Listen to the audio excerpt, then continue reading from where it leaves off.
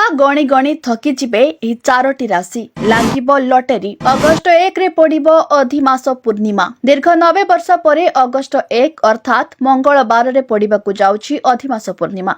12टी राशि मध्यरु 4टी राशि रे लागिबाकु जाउछि लटरी। माता लक्ष्मी कृपारु एही राशि रे बनिबाकु जाउछि शुभ संयोग। भगवान विष्णु को समर्पित एही अधिमास पूर्णिमा। एही दिन तीर्थ स्थान रे स्नान करिबार विशेष फल प्राप्त होइथाय। एही दिन दान पुण्य करिले शुभ फल मिलिथाय। अधिमास पूर्णिमा को पुरुषोत्तम मास मध्य कहा जाय। आसंतु जानिबा सही 4टी शुभ राशि विषय।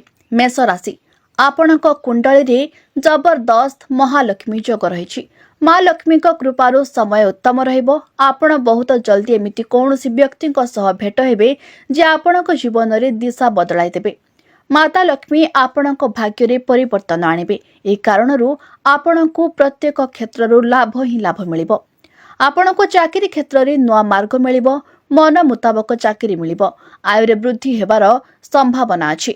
कन्या राशि माता लक्ष्मी कृपारु आपणक जीवन रे बड़ परिवर्तन हेबाकु जाउछि। समय अत्यंत शुभ रहिबो। अधिक धन लाभ करिवे। धन जनित अनेक प्रकार लाभ प्राप्त हेबे। समाज रे मान सम्मान वृद्धि पाइबो। व्यवसाय वाणिज्य क्षेत्र रे वृद्धि हेबो।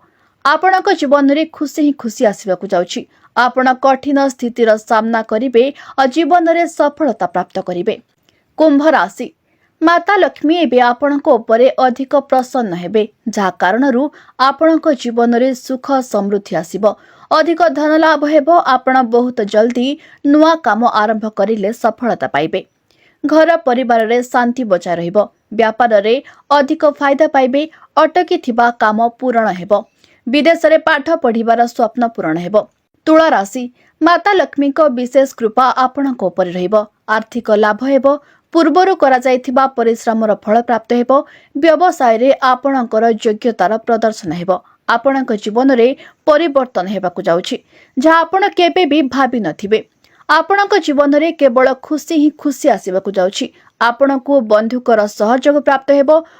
अधि आय मध्य हेबो। अनेक प्रकारर लाभ प्राप्त हेबो।